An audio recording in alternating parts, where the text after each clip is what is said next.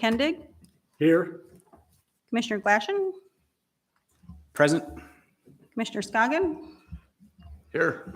and Commissioner Chesbro just arrived. All right, thank you. We'll give you a second to get settled there.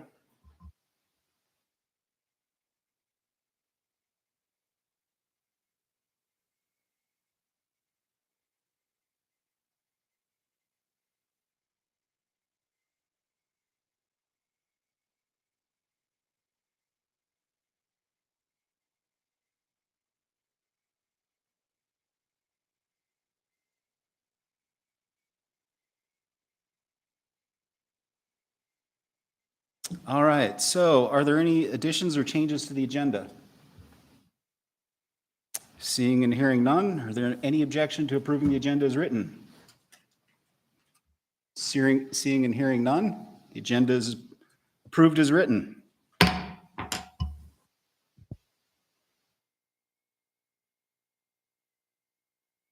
Mr. Benedict, would you lead us in the pledge tonight?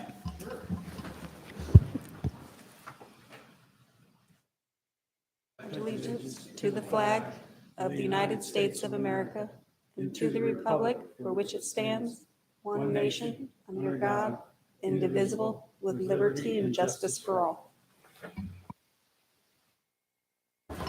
Welcome to the Planning Department.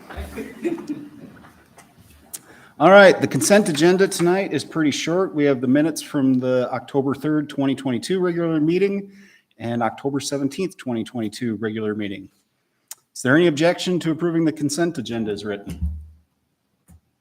Commissioner Chesbro. There's just a couple of typographical errors in both of them. In the first one, on the third, very often it was Mr. Glaschen that was noted, not Ms. Chesbro. I think it's just, the copy thing. And then the 17th, Mr. Kendig left the room, not the rune. So sorry, just a couple of easy fixes, but thanks. They're still getting us confused. All right, so other than those minor adjustments for grammar, is there any objection to approving the consent agenda as written? Hearing and seeing none, the consent agenda is approved. All right, so on to quasi judicial matters, PC Resolution 22-33. To the members of the Planning Commission, do you or any member of your immediate family have a substantial financial interest in any property affected by this decision, or will you recognize a foreseeable profit as a result of this decision? Mr. Chair, are we not going to do audience participation tonight? All right, I was overeager, I forgot. Okay. Okay, so we'll put it in reverse. We'll come back to audience participation. Any member of the audience that would like to speak on any matter that's not on the Planning Commission agenda for tonight, you will have 3 minutes to step forward and speak.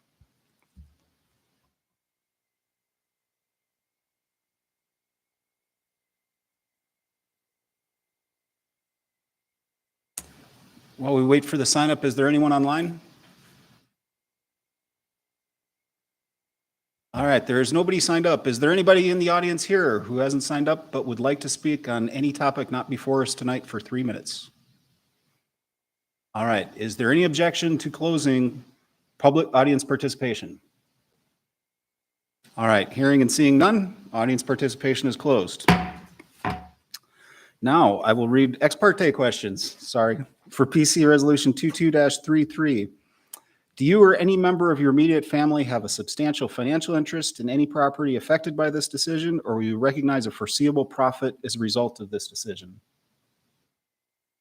Seeing all no's, have you received or otherwise engaged in ex parte contact with the applicant, appellant, other interested parties, or members of the public concerning the application either before, during, or after this matter was submitted for decision? Again, seeing all no's, are you able to be impartial to this decision? For this decision? Seeing all yeses? All right. Mr. Ortiz. All right. Good evening, Planning Commission members, Chair, staff. My name is Jason Ortiz, Development Services Manager for the Matanuska-Susitna Borough. Mr. Ortiz, I'm skipping things. I didn't read the resolution into the record. All right, let's take it back. We're all over. All right. One step back, one step forward. All right. So for the record, resolution PC 22-33 is a conditional use permit in accordance with MSB 17.60. Conditional uses for marijuana retail facility located at 9351 North Palmer Fishhook Road. Tax ID #4316B01 L006A within Township 19 North, Range 1 East, Section 34, Seward Meridian. The applicant is Caleb Saunders of Green Jar Hatcher Pass. Staff is Mr. Ortiz. Mr. Ortiz. All right, thank you. Jason Ortiz here, Development Services Manager. So you guys probably might be wondering why I'm down here today. I did want to process a conditional use permit from start to finish for myself. I just thought it would be a way to make me more well-rounded and have gone through the entire process from serving on the Planning Commission to overseeing development services and processing it. So with that, I'm going to give an overview of my staff report for Green Jar Hatcher Pass, PC Resolution 22-33. It starts on page 17 of your packet. The conditional use permit application has been submitted for the operation of a marijuana retail facility. The applicant is proposing to operate the facility in an existing structure, approximately 1,404 square feet in size. The subject property has been used commercially since 1986, most recently as Mad Hatcher Pizza Pub. In 1994, the common lot line between this lot and the lot to the north was adjusted to create additional lot line setback distance for the building. In 1995, the section line easement along the east boundary of the lot was vacated. The existing structure is located on the north side of the property and meets all borough setbacks. There is a 20.7 foot and a 10 or by 10.4 foot building and a 15 by 16 foot wood platform located on the property that is not part of the retail facility. The public notice process was initiated on August 30th, 2022. 25 notices were mailed to all property owners within a 600-foot radius of the proposed use and also to the Fishhook Community Council. The Frontier has been published the notice on August 31st, 2022. Staff posted the application material to the borough website for public review on August 24th, 2022. Staff also emailed the notice and a request for comment to the Fishhook Community Council, borough offices, and outside agencies on August 25th. We received a no comment from NSTAR, and staff received no other comments from the public or community council. Staff does recommend approval of the conditional use permit to operate the marijuana facility because the proposed use meets all the standards in MSB code. And the recommendations for the approval for this permit and the following conditions can be found on page 28 of the staff report. And the PC resolution can be found on page 111. And I did want to publicly thank Peggy Horton here, Planner 2, for assisting me with the process on doing my first conditional use permit. Thank you, Mr. Ortiz. Are there any questions for Mr. Ortiz from the commission? All right, to the applicant, please state your name and spell your last name. You'll have 15 minutes to discuss your application and discuss your application. Good evening, Planning Commissioners. My name is Bailey Stewart. I'm the owner of Green Jar, and I am here to answer any questions you may have about the property or my intended use to it.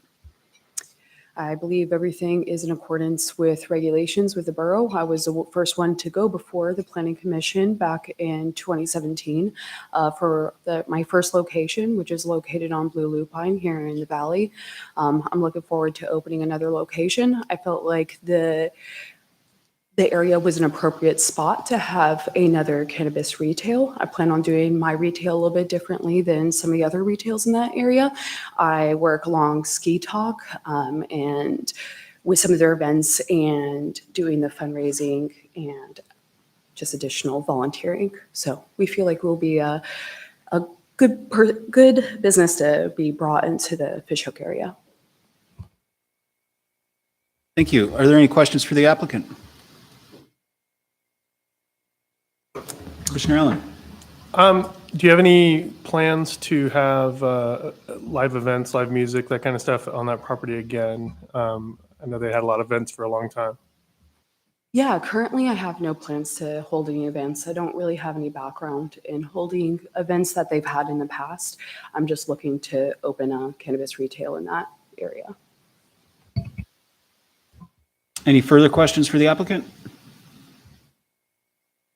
All right, so we will open the public hearing for PC Resolution 22-35. Is there anybody online?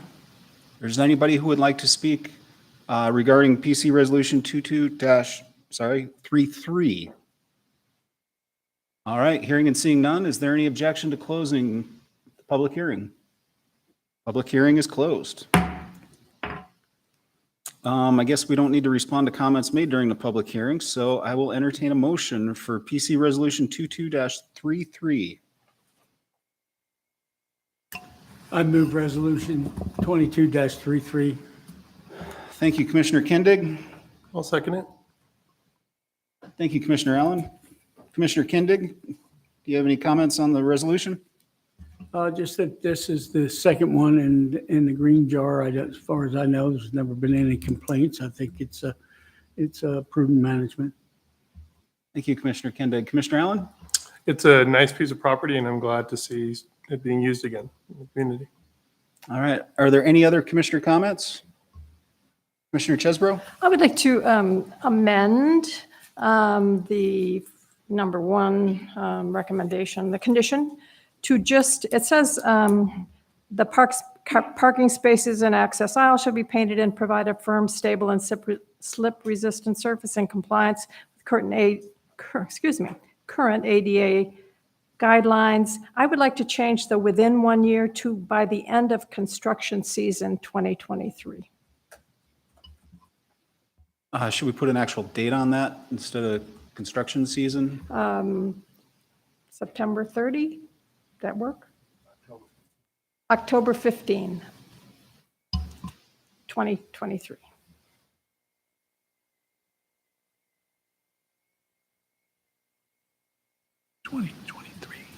Hmm. 23, I believe. I think I said that. Oh, I thought you said 22. October 15, 2023.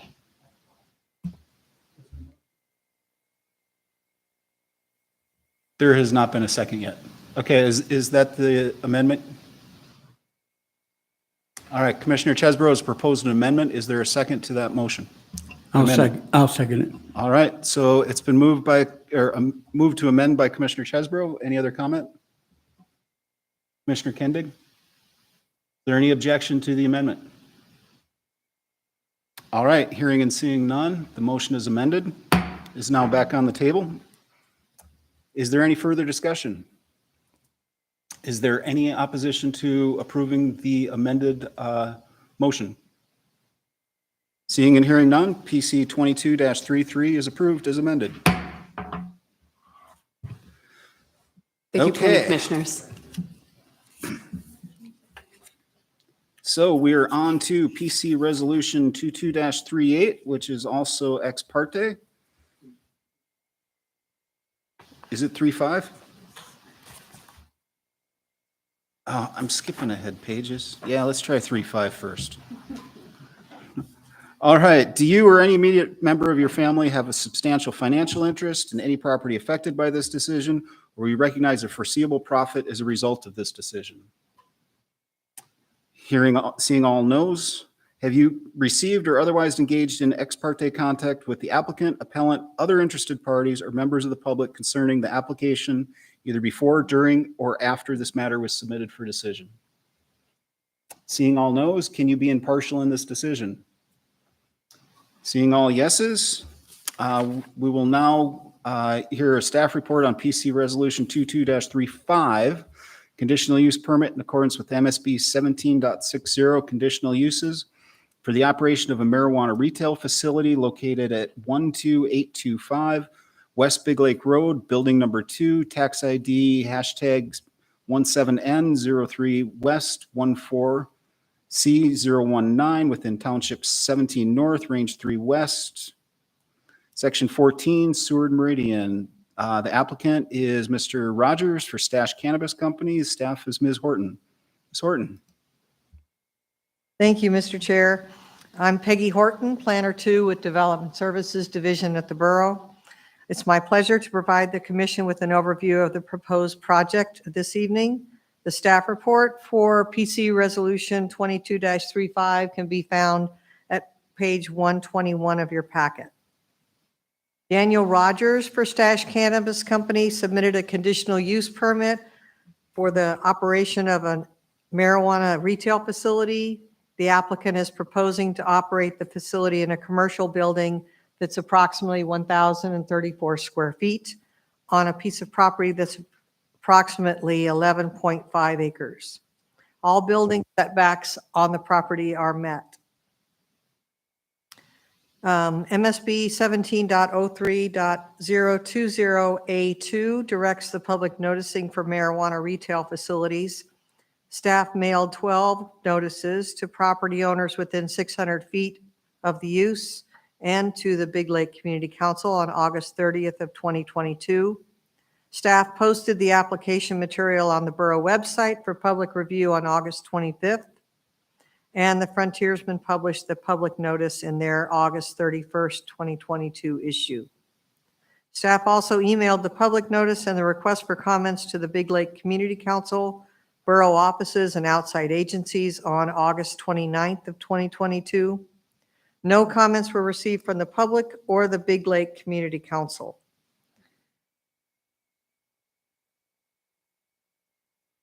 PC Resolution 22-35 lists staff's recommended findings and conditions of approval. It can be found on page 204 of your packet.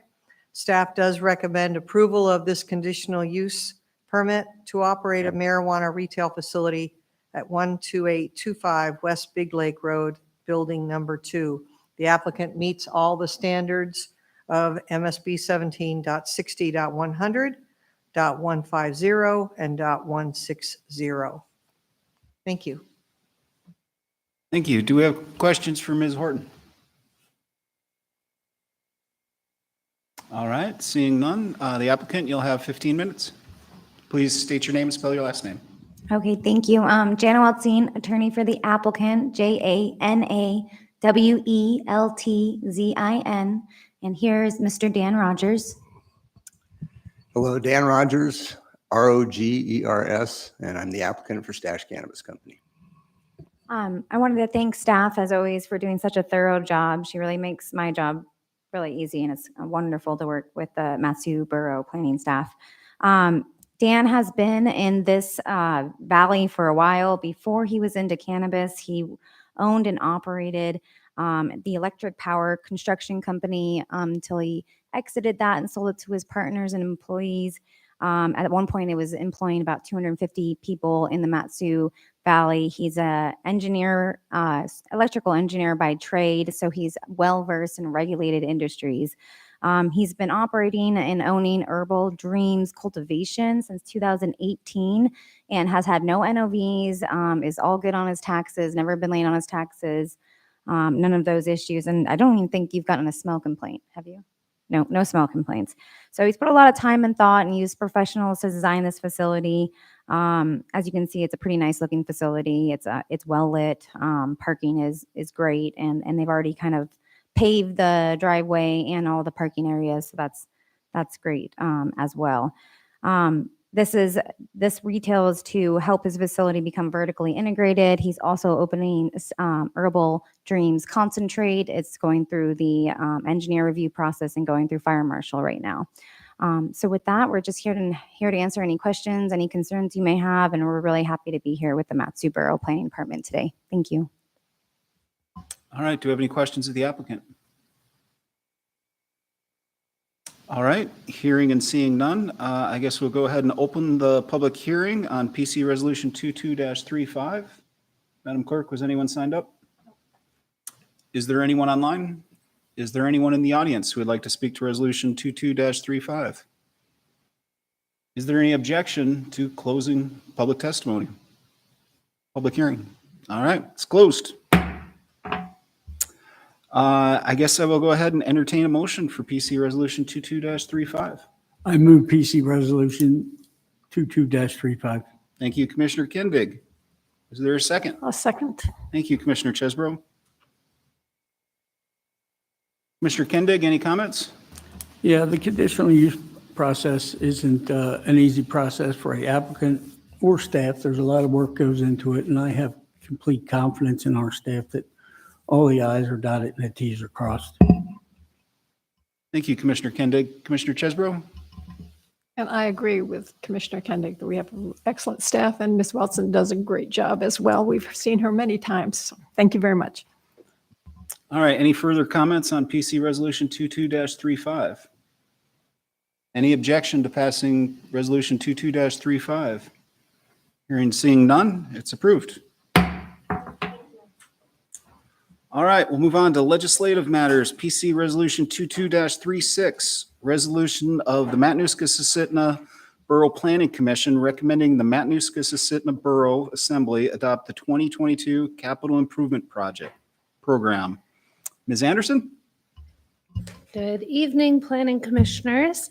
Thank you for having me tonight. I did give an update a few months ago about how we updated the CIP process. I'm going to touch on that just a little bit and then let you know about the projects that made it through the new scoring system with the new criteria. So on page 215 of your packet, you'll see the IM that I wrote up for the assembly. And the beginning of it just says that the goal of the 2022 update was to develop a list of infrastructure projects based on community nominations as well as planning priorities for the assembly to consider in the annual budget discussions. So through this new process of developing the criteria, I do believe that we met our goal to develop a much more manageable list that hopefully the assembly will see as implementable.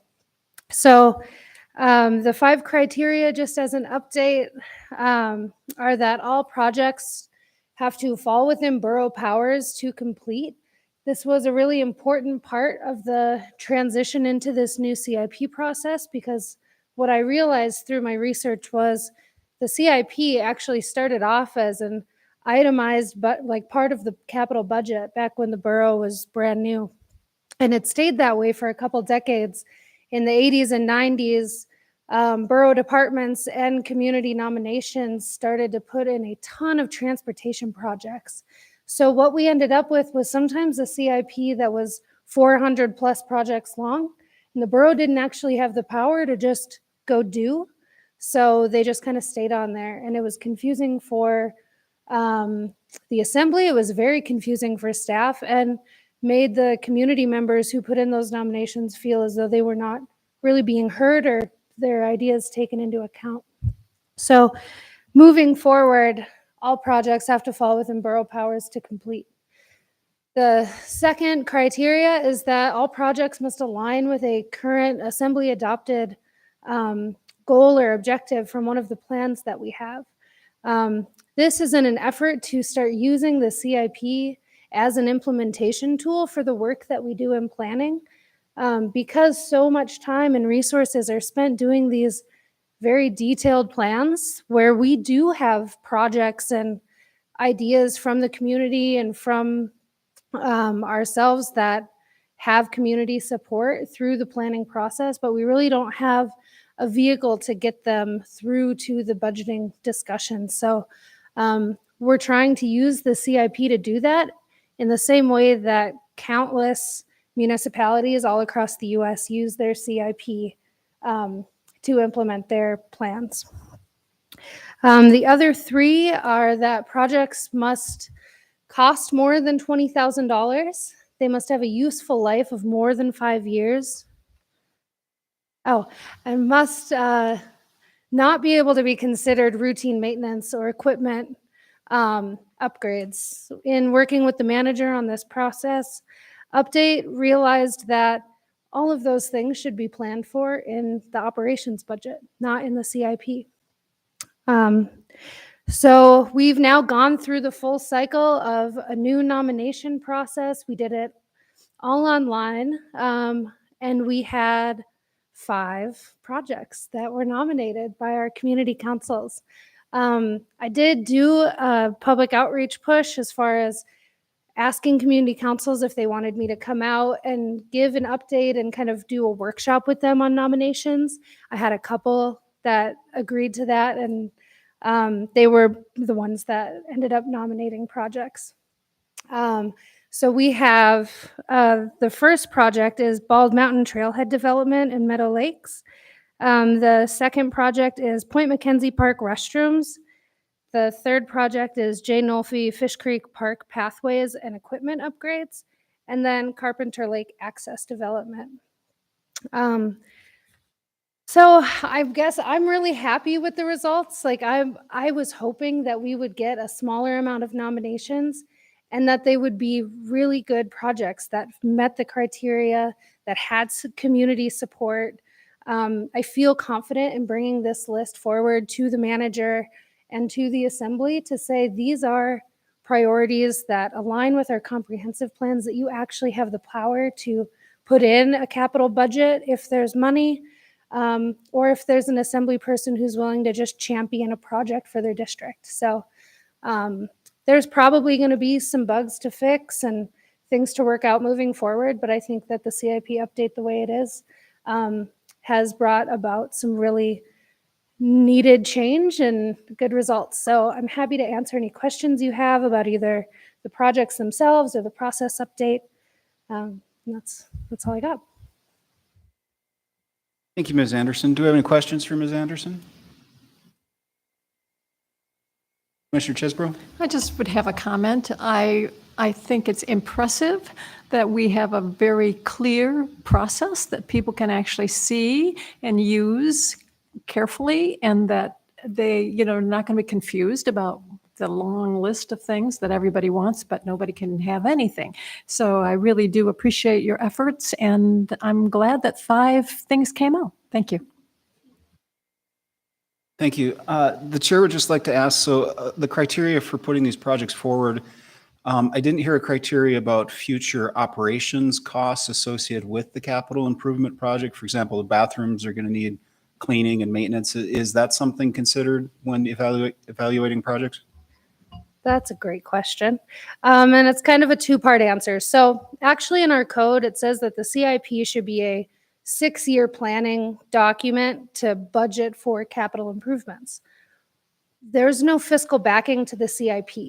So we don't actually use it to budget for and finance projects. So I say that because in looking at the nominations that we have here today, we did talk with land management, we did talk with public works to get a really good idea of what that sort of maintenance would look like.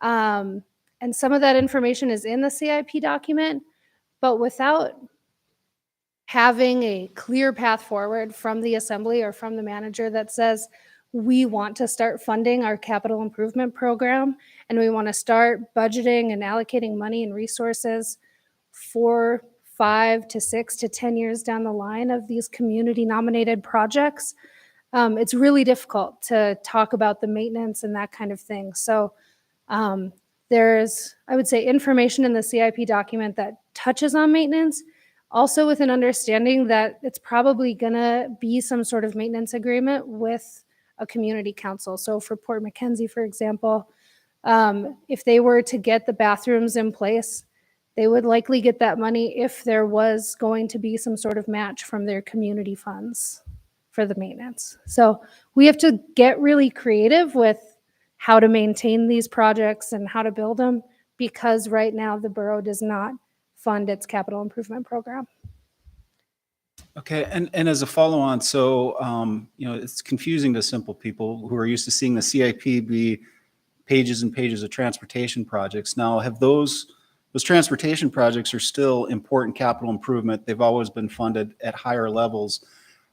Did we come up with another name for that list, or do we have a different process for that? So it's not confusing that this is the CIP, but there's no highway on it. So that was something that was brought up early and often in this updating process. Because we know that it is super important to still give communities a space to nominate road projects because they're kind of our eyes on the ground. It also came to our awareness that the borough does not have and has not had a, we don't really have like a score sheet for transportation projects. We don't have a way to put all of these nominated projects, both from the public and from the borough, like things with our long-range transportation plan, or looking on projects that we have right now, like our bike and pedestrian plan coming through, to score and rank and prioritize our own transportation projects. So something that came from the CIP process is my teammate and I and someone in Public Works are now working on standardizing what that scoring process looks for transportation projects. And what it's going to end up being is a borough tip. It's going to be a transportation improvement program that then feeds into all the statewide, the STIP and everything like that, like being able to prioritize internally what our transportation projects are and then push them forward through different bond package funding and state funding and federal funding opportunities, as well as like the MPO once that gets stood up. So, but that's all still in development. We're not there, but I imagine sometime next year we'll be rolling out like a tip nomination period. Thank you. Any other questions for Ms. Anderson? All right, thank you. All right, and I'll open the public hearing for PC Resolution 22-36. Did I read it? Did. Is there anyone online? All right, is there anyone in the audience who would like to speak to Resolution 22-36? Is there any objection hearing, seeing no one? Is there any objection to closing the public hearing?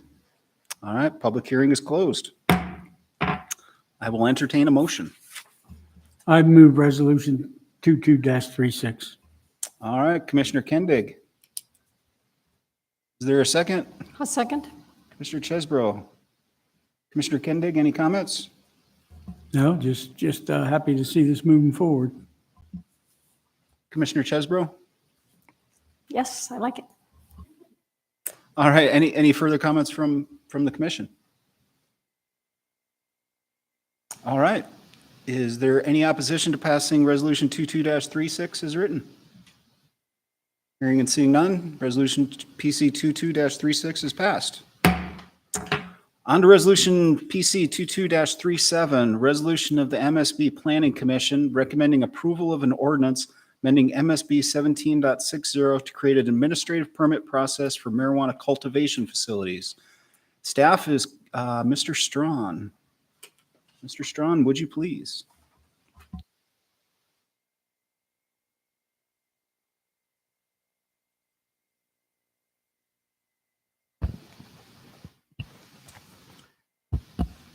Thank you, Mr. Chair. Alex Strawn, Planning Director for the Borough. So before you tonight are two different ordinances or two different resolutions addressing ordinances that are going to go to the Assembly in the coming months. And a similar ordinance, a single ordinance was brought forward maybe a year or two ago, sponsored by Assemblymember Sumner. It was pretty complicated because it dealt with cultivation facilities and retail facilities. Once it failed at the Assembly meeting, Assemblymember Hale said he would take it on. And so he worked with me to develop two different ordinances to sort of separate out cultivation and retail facilities. So the one right now that we're talking about is addresses cultivation facilities. And essentially what it does is it takes it from a conditional use permit process, which would go before this board, and turn it into an administrative process, which would be decided by the planning director, myself. And so we've done a couple of different administrative permits. We've done a tower and some gravel permits. And how this works now is I actually sit here at the dais. We advertise a public hearing. We take public testimony, very similar to the way it works here with the Planning Commission, except it's me and it's during the day usually that we have one of these hearings. And we do this for different types of permits that require less discretion. If you have a very clear standards. There's not like, is this in character with the surrounding area? Is this, it's standards that are very easy to determine whether they've actually met the requirements or not, is what we typically use for administrative permits. And this does that. It makes into administrative permit process. It also gets rid of a couple of standards. One big one is it gets rid of the 100-foot setback from property lines, which was something that was put into the code originally to sort of act as an inherent protection against odor. That goes away with this ordinance, and but it does. It keeps a few things. It keeps 1,000 feet from schools. It requires still a security plan. Here, let me see. There's like 4 different things. A security plan. They have to have like a odor mitigation plan. They have to have a way to like a plan for disposing of the leftover materials and things like that. That would still be in place as long as they meet those requirements. Then it would be approved. And so that's what this ordinance does. All right, do we have questions for Mr. Strawn? Commissioner Chesbro? Yeah, so you said that the way you do this with your notification is you send out to a half mile. It says it's going to be a half mile within 30 days of acceptance of the application. So give me the timeline a little bit. Okay, I've submitted it. It's all complete. Now what? So it's identical to a conditional use permit application. So it's the title, the section of code is 1703. I can pull that up real fast.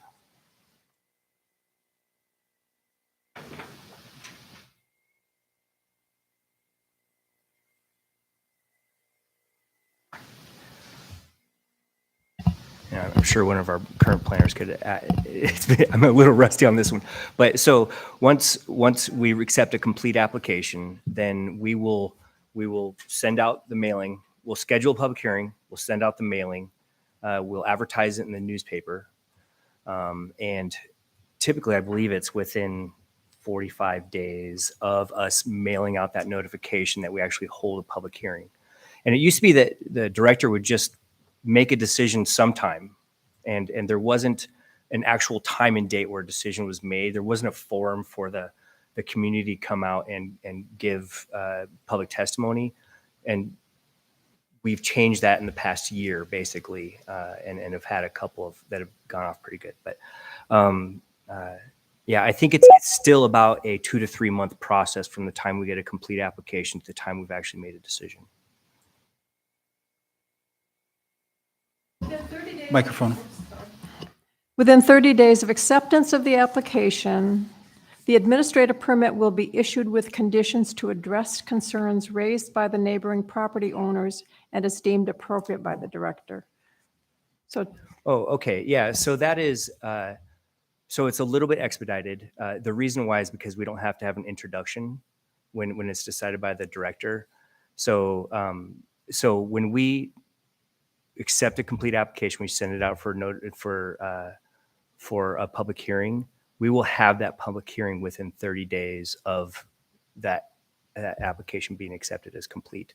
So it's similar to administrative permits for gravel, same thing. Once we have a complete application, we have 30 days. For multifamily development permits, we have 15 days. So it is a bit of a faster process than if you were to do a standard conditional use permit. so, okay, so you've done this now, you said in the last year. So how many people come during the day? So we had one that was pretty rowdy. It was a cell phone tower out in the Butte. When we had probably 15, 20 people that came out and testified.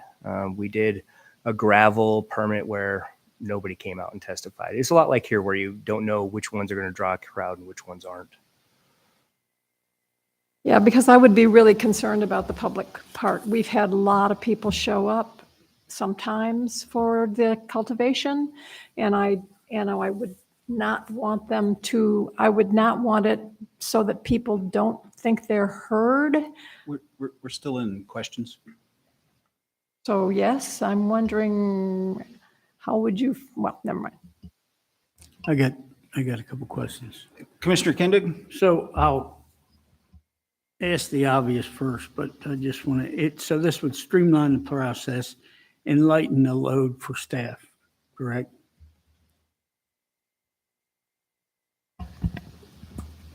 So,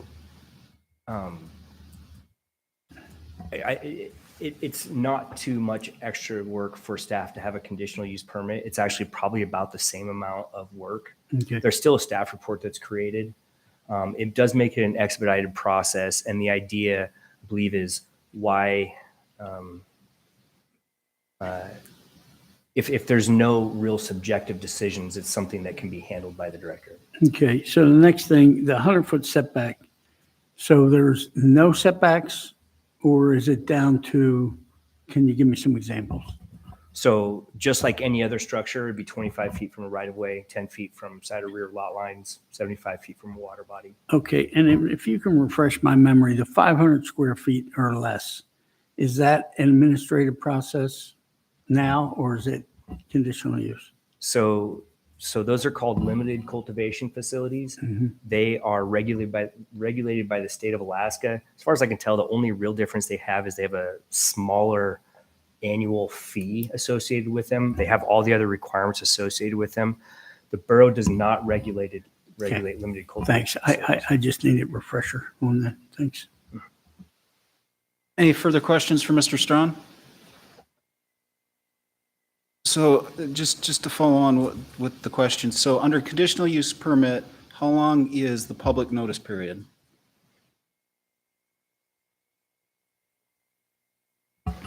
Okay.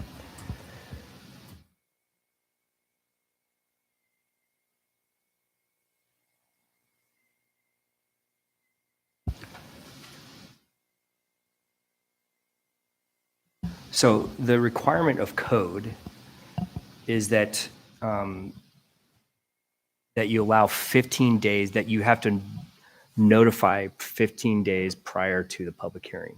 So that's notification of the surrounding property owners and notification in the newspaper.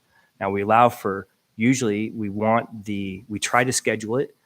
First of all, it has to be introduced. So that takes up at least 2 weeks right there, probably more. And then we also try to schedule it at a time where the community council can have a chance.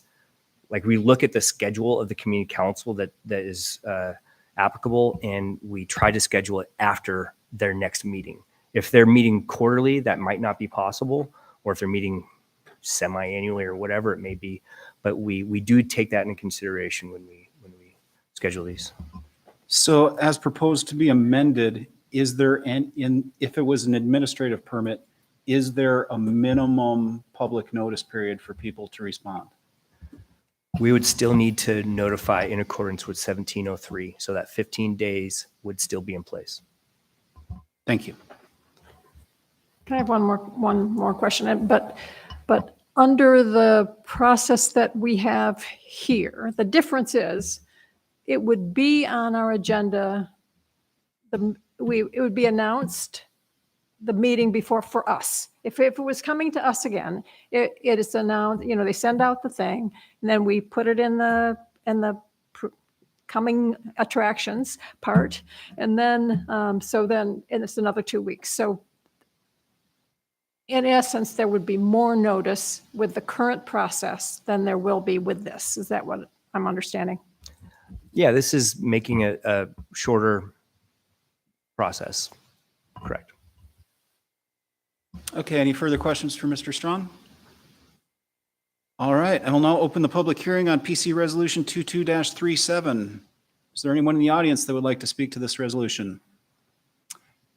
Is there someone online who would like to speak to PC Resolution 22-37? Speakers, please state your name, spell your last name, and you will have 3 minutes. Thank you. My name is Michelle LaRose. I'm Vice President of Tenaya Community Council. And good evening. Thank you for this opportunity. I do believe that I understood Mr. Strawn to state that limited cultivation facilities will not be administered by the borough. Is that correct? Yeah, this does not change anything to do with limited cultivation facilities. My concern is primarily because of placement. In the Tenani community, it's a mostly residential community, and our opportunity to make comments are pretty limited. AMCO, the state board, is withdrawn new application public viewing online. In other words, you have to request it. Also, they're not sending out notifications of new proposals for limited cultivation. But one of the problems we experience in the Tenani community is maximum density and placement, and the state is not hearing anything of it. We have sent letters and copied the planning department on this matter, but with regard to case in point, practically a 1.5 square mile area contains 3 existing limited cultivation facilities with 2 more proposed. And they're family-oriented subdivisions within that area.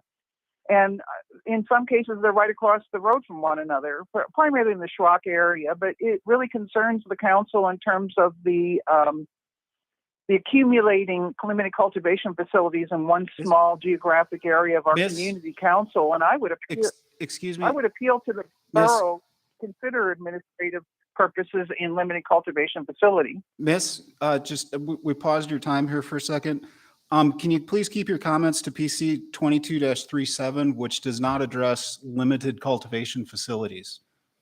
This addresses changing the currently regulated facilities to an administrative permit instead of a conditional use permit. I understand. I'm placing an appeal to the administrative purpose of limited cultivation to be inclusive.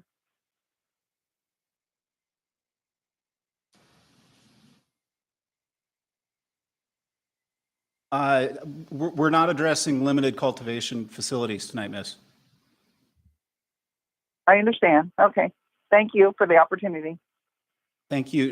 And at any regular meeting during audience participation, feel free to join the meeting and talk at that point about things that are not on the agenda. Thank you. Do you have any further comment on PC Resolution 22-37? I do not. Thank you. Is there anyone else who would like to speak on Resolution 22-37? Hearing and seeing none, is there any opposition to closing the public hearing on Resolution PC 22-37? Public hearing is closed. I will entertain a motion. I move Resolution 22-37. Thank you, Commissioner Kendig. I'll second it. Thank you, Commissioner Allen. Mr. Kendig is maker of the motion. Yeah, it is going before the assembly, and you have Assemblyman Summers and Assemblyman Hale both agreeing on the format. And I think from what I heard that Alex and Assemblyman Hale spent a lot of time on this. So again, I have confidence in all involved. Commissioner Allen. So for many of the reasons advanced by Mr. Strawn, I really support this. I think it makes a ton of sense. Having said that, I'm not sure I would support this on the retail side. The reason I support it here is because I do think we're looking at much more objective criteria, that I do think it's appropriate that that be handled administratively. On the retail side, much more subjective. The makeup of the community, what the building's going to look like, all those kind of things. We should be weighing in on those things. So yeah, I think that this makes a lot of sense for the ordinance regarding cultivation. Thanks. Any other comments? I'd like to make a comment as someone just affected, not by something by here, but as an affected party. I really think that 2-week period is too short. I mean, too many of the workers in the state, especially construction season, slope workers, 2 on, 2 off. A lot of people work those kinds of shifts. And I really think we need to look at when people are around and consider maybe making it a minimum 30-day. People take extended hunting trips, those sorts of things. On this other one, it was a 30-day period, and my neighbor literally got the notice the day before because they'd been out of state. So I'm not sure if someone wants to amend to address that there, but something to think about to match our public notice period and methods with the population.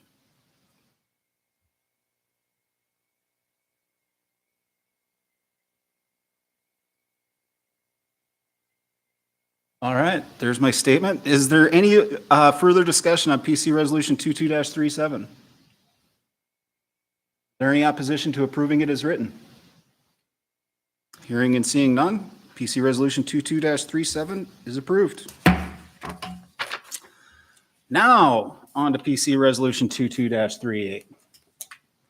Resolution of the MSB Planning Commission recommending approval of an ordinance amending MSB Code 17.60 to create hours of operation for marijuana retail facilities and adding additional standards for retail facilities with marijuana consumption areas. Mr. Strawn. Thank you, Mr. Chair. Again, Alex Strawn, Planning Director for the borough. First of all, I'd like to apologize. The draft informational memorandum that was included in the packet was missing the second page. We did include the full IM in your handout tonight. It does, I think the second part of the IM, it does talk about an important sort of the impetus for this legislation is that in 2018, the state of Alaska allowed for on-site consumption facilities as an endorsement onto an existing license, a marijuana retail facility license, which would allow existing retail licenses to have a place where people can consume marijuana at their facility. They did adopt a lot of regulations associated with it. You basically has to be under 24-hour surveillance, just like everywhere else in a retail facility. If it has to be accessed from inside the retail facility, not have any other exits or entrances. So it's pretty controlled. It's controlled what marijuana and how much marijuana can be consumed there. You have to buy marijuana at that retail facility, and it has limitations on how much you're allowed to buy and bring. If there's some that gets not consumed, then they have to repackage it before you leave. If there's some that's left there, they have to destroy it. It's pretty controlled. They have to have a mechanical engineer design it so that there's no visible smoke that can leave the area, and then it's supposed to control odor as well. There's protections in place for the employees of the retail facility to ensure that they're not inhaling marijuana. And so what this legislation does is it kind of, in my opinion, sort of covers what the state did not. So the state really didn't put in any sort of parking standards. And so if you have a retail facility where people are hanging out there and smoking marijuana for a lot longer, that's more like a bar, right? There's going to be people that actually, right now, a retail facility, people go in, they make a purchase, and they leave. Whereas if you have an on-site consumption area, then people are going to go there and stay there for potentially a couple of hours. And so there's a greater need for parking. We want to make sure that cars aren't parking on the right of way or causing traffic issues or whatever. So we did put in some parking standards. We added a setback from property lines and public rights of way because for outdoor marijuana consumption areas, what we wanted to address is the possibility that if right now there's a 25-foot setback from rights of ways, so conceivably you could have a sidewalk right along the edge of that right of way. We wanted to avoid for people who are walking by with their strollers or whatever, that there's no possibility for the inadvertent inhalation of marijuana. And then a more robust plan for addressing loitering, which is often something that we see with drinking establishments. People who a lot of the problems that happen at drinking establishments happen out in the parking lot. So it would have to be more of a plan for addressing that. And then along with this is also, and this is not specific to on-site consumption, is standard hours of operation for marijuana retail facilities. Essentially, they would have to be closed from midnight to 8 a.m. And the reason for that is we've gone through this process a lot with a lot of different retail facilities. And for a long time, or not a long time, for a little while we were still figuring it out, we were we're setting different hours of operations for different retail facilities. And there was a request from the Planning Commission to have this be sort of a standard thing, unless there's some, out of the ordinary conditions that exist. And so we picked midnight to 8 a.m. that they would be closed, unless, if they're way out in the middle of nowhere and they want to be open for longer, maybe the Planning Commission can actually extend those hours, or if they're in a place that for whatever reason, it should be restricted more, they could do that as well. But the standard default would be midnight to 8. Thank you, Mr. Strawn. Any questions from the commission to Mr. Strawn? Mr. Chesbro? So I'm wondering about existing retail owners who have these varied hours. Are they grandfathered in? How do we deal with that? So those have, in the resolution that was approved for them, they have specific standard or hours of operations assigned to them by the Planning Commission. So those would be what rule. They could come back and change it if they wanted to, but what is in the resolution that's adopted in their permit would be what applies. Can I ask one more question? Go ahead. And that has to do with assuming that someone would want to have consumption. It talks in here about they're required to obtain a modification to allow on-site consumption. Is that a modification from the Alaska Marijuana Control Board, or something from us, or something from both, or how is that going to work? Yeah, so first they would get their endorsement to have an on-site consumption from the Marijuana Control Board. And so that there'd be notification that's sent to us. We would protest their license because every single one of our our Planning Commission resolutions adopted has said no on-site consumption. So we would protest that. It would be, so they get delegated approval. So it's like a temporary approval from the Marijuana Control Board while they work through their borough process. So they'd come to this board and they'd go through the whole process. And if it gets approved, then we would send notification to the state of Alaska saying that we lift our protest. Anything further? Yeah, I think so. So my next question is, are we going to approve? I mean, are we going to do that? I mean, we've talked about that a lot. Does that have to be something that we kind of think about before we do? So, I mean, this has been in place since April of 2019. We have not received any applications to have these in place. So when we do receive an application, yeah, you'll have to give it some thought. We'll have a full write-up, staff report and everything for you to consider, and we'll see how it goes. Yeah.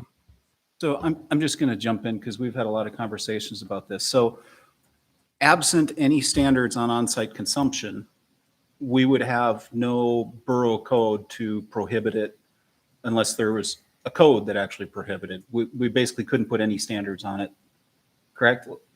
I mean, I think right now, so as you look at a marijuana retail facility, you're looking to see if it is in character with the surrounding area and the comp plan and all these different things that you're looking at with a retail facility.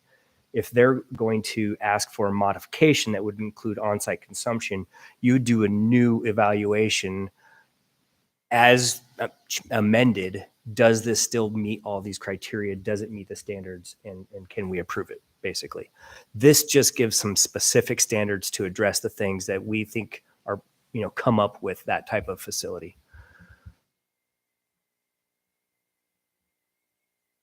Commissioner Kendig. Couple questions. This wouldn't be administrative. It would come before the... Yes, the retail facilities are not being proposed to be administrative. This is all Okay. conditional use permits. Okay. And the second thing is just a statement. You haven't had any applications. I know for bars for consumption, they have to have third-party liability, and that is very expensive for them. I would imagine, and I'm just taking a wild guess here, that third-party liability insurance for on-site consumption for marijuana would probably be through the roof. Commissioner Young? Am I correct that Fairbanks has had on-site consumption for 6, 8 months, something like that? I don't know, but these are the experts and they're nodding their head yes. So I guess my second question, are you aware of any problems that have occurred in Fairbanks as a result of the on-sites? I have not No. heard. That's news to me, and I would love to call them and see how that's working out. Okay. Yeah. And then the other question, and I apologize, I was looking for it in the code, but I couldn't find it. I know that a person can't have a liquor license now and have a marijuana license out of the same facility, right? I'm correct. But I'm curious, if we get to on-site consumption, is there anything now that would prevent somebody from bringing their own alcohol to a facility where there's on-site consumption? So you could bring a 6-pack of beer, a bottle of wine, or whatever, and consume marijuana. Yeah, you can't drink alcohol in the marijuana consumption area. That's in statute? Yeah. Yes, it is. Okay, thanks. Yeah. Can you tell me what to Mr. Strawn, the total number of retail facilities in the Matsu Borough right now? I'm curious. Not off the top of my head, but we can pretty easily get that number for you. All right, Mr. Strawn, I'm slow. So I go to a marijuana retail facility. I buy some marijuana. What prevents me from going to is there any law that prevents me from going to my friend's house or some other private landowner and consuming that marijuana at their house? I don't believe there's anything that prevents you from doing that. Okay, so what problem does having on-site consumption is intended to solve? What problem does regulating it try to solve? Like this regulations? No, just on-site consumption, Oh. period. I mean, if you can go to somebody's private house or a campground that doesn't specifically prohibit it, is on-site consumption something that's needed? I think you could ask that about alcohol. You could say, why are bars necessary if you can bring alcohol to your buddy's house and drink it? I mean, it's a social place for people to go consume the product. Also, though, what about tourists? If you're up here from the lower 48, you're staying in a hotel, you can't consume in the hotel. So we don't want tourists wandering around the streets consuming, right? But we're not to discussion yet. Questions. Okay. All right, so Commissioner Chesbro? Can I just ask one more question? I haven't looked at the state rules, but what about the smoking part? Because, we can't smoke in restaurants. Yeah, so that's how does state law dealing with smoking apply? And gosh, it's funny. I was asked this 2 years ago when we went before that, and I did not freshen up on those laws. What I know is the state allows this. I think it's a little bit different circumstance because it's so controlled. But before I get to the assembly meeting, I would definitely refresh myself on those laws dealing with smoke-free workplace, things like that. Yeah. Any further questions? Yeah, why would this Commissioner not mimic all our alcohol laws? Identically mimic them. Why? Yeah. Seems simple to me. Yeah, and really, so when we first adopted marijuana regulations for marijuana, that was our starting place, is to make it look just like our alcohol laws. Our alcohol laws were developed in like the early 80s, and they're not model ordinances. I would say. I think that we took that as a starting place and we improved upon it. It's a little bit different too because of the way the state regulated. They have all sorts of, for a marijuana retail facility, it requires 24-hour surveillance. And they have to keep that footage for like 40 days or something like that. It might even be more. I don't know. But at a certain resolution, that certainly is not a requirement for breweries, right? So it is regulated differently, and in many ways more strict than alcohol. So what we did is we looked at it from a land use perspective, like how how are we going to allow this industry to occur in the valley while minimizing the impacts on surrounding properties? Basically was the goal. That question, why don't we mimic the ABC rules? I've been asking since the inception. For instance, Commissioner Koenig, we're still at questions. Any further questions? All right. So with that, we'll open the public hearing on PC Resolution 22-38. Is there anyone in the audience that would like to speak to Resolution 2238? All right. Please state your name, spell your last name. You'll have 3 minutes. My name is Bailey Stewart, spelled Stuart. I would like to speak on Resolution 2238. Just to answer some of your questions, you have about 19 retails as of the last 2 that you just approved in your valley. In regards to, I am supportive of this resolution, just to bring to your attention that these hours of operation would affect about 1 retail. The rest of us are closed by 11 p.m. I am one of the retailers that are opened the latest in your borough.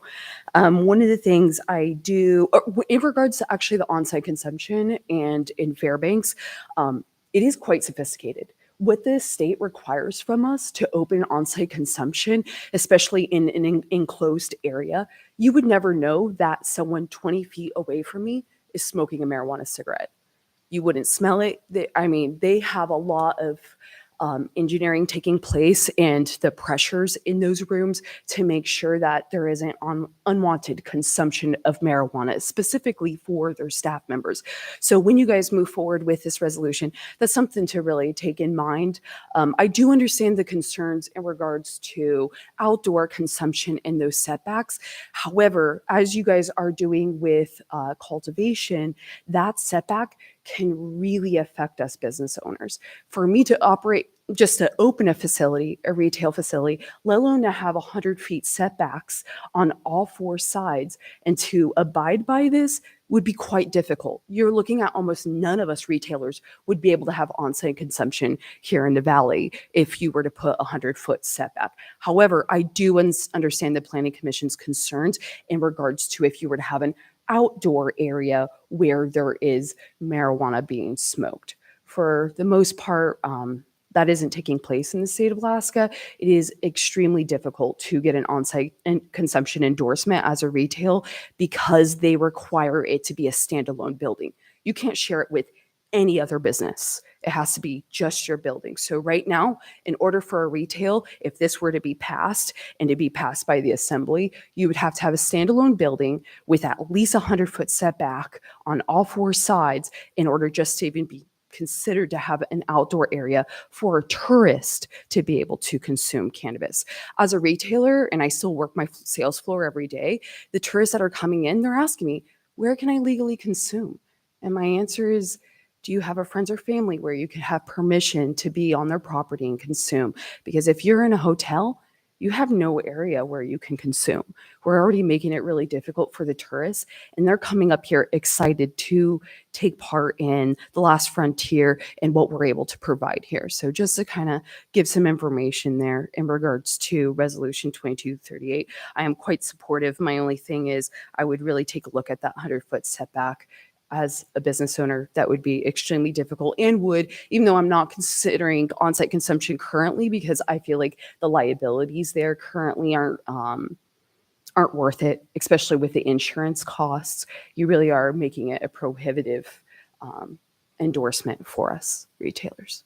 Thank you. Thank you. Is there anyone else in the audience that'd like to speak to Resolution 22-38? Is there anyone online? All right. Is there any opposition to closing public hearing on Resolution PC 22-38? Hearing and seeing none, public hearing is closed. Now I entertain a motion. I move Resolution 22-38. Batting 1,000 tonight. Is there a second to Resolution 22-38? I'll second that. All right, Commissioner Glenn. Commissioner Kendig? Yeah, I'm looking forward to the discussion. Commissioner Glenn? No comment. All right, Commissioner Kendig? I'm kind of on the fence with this for the same reason I was in the very beginning, whether to vote it in or not. if there was like a a breathalyzer for alcohol, if we had something that could measure for marijuana consumption, I wouldn't have any problem with this. But I'm still on the fence with this. But I'm just having trouble with it, and I just like to hear what everybody else has to say. So, Thank you. Other comments? Commissioner Chesbro? I do like the hours. I do like standardizing the hours. I think that makes a lot of sense in a lot of ways. And I think we might as well move forward with having rules about what's going to happen if we have on-site consumption. I just think it's going to happen. I mean, I understand the point of, well, we can measure alcohol, but we don't very much. People are out there doing whatever a lot. So I'm going to support it. I think we have to move forward, and we have to have the rules in place when we are faced with it. Any other commissioner comments? I'd like to say I very much echo the whole impairment judgment, not being able to measure it. I know other states do have standards at the state level. If that was in place, I would feel much more comfortable about this. One comment I will throw out there based on the public comment is, I think we've seen that, and granted, smoking is different than cultivation, but they're very strong odors. And I think we've seen very few problems with indoor grow operations versus some of the outdoor operations. And does the commission want to consider whether the 100-foot setback should only be applicable to outdoor consumption areas as opposed to all consumption areas? Oh, it already is only outdoor? Yeah, so the 100-foot setback only applies to outdoor Well, never mind. consumption areas. Any other comments?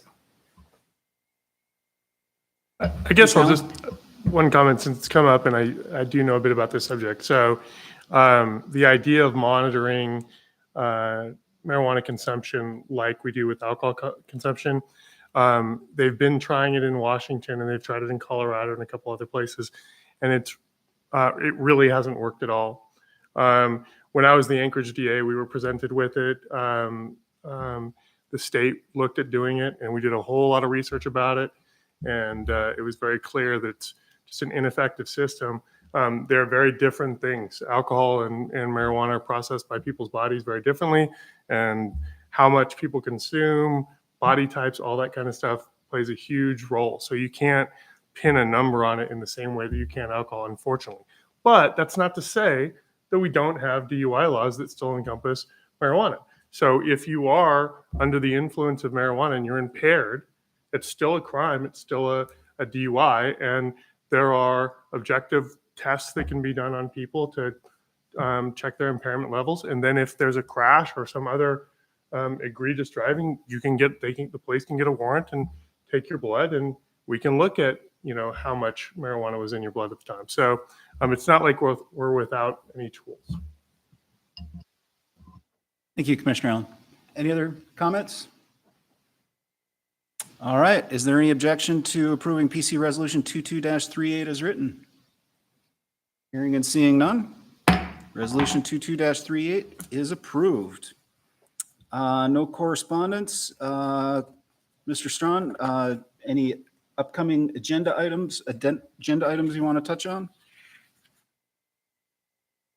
No, I'd answer any questions. I do have a couple of comments when it comes time, though. Roll right into them. Okay. I would like to say congratulations to Jason for processing his first CUP. I'm a little disappointed there weren't any more difficult questions for him. You could have maybe made some up, just maybe, yeah. And then looks like Rick Benedict, but he just walked out. Rick Benedict is a brand new current planner. Mark Weisenhunt, as you know, moved to a different position. So Rick is going to be working with you a lot on presenting his staff reports to you regarding quasi-judicial matters. And then we have one more meeting with Commissioners Chesbro and Glashan, December 5th. I think we're going to talk about canceling December 21st meeting. All right. As of right now, we have nothing on the schedule, and it doesn't look like we'll have anything for intro. So December 5th will be our last meeting, and we also have that workshop at 4 o'clock before it. And then for referral, November 22nd, which is tomorrow, we have a gravel ordinance that would raise the threshold at which a gravel permit is required from 2,000 cubic yards to 10,000 cubic yards. So that may get referred tomorrow. Another effort at that.